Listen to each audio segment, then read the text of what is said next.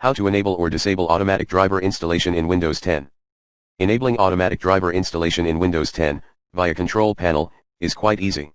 If you want to disable the automatic installation instead, go to computer /hkey_local_machine/software/Microsoft/Windows/current version/device metadata in registry editor.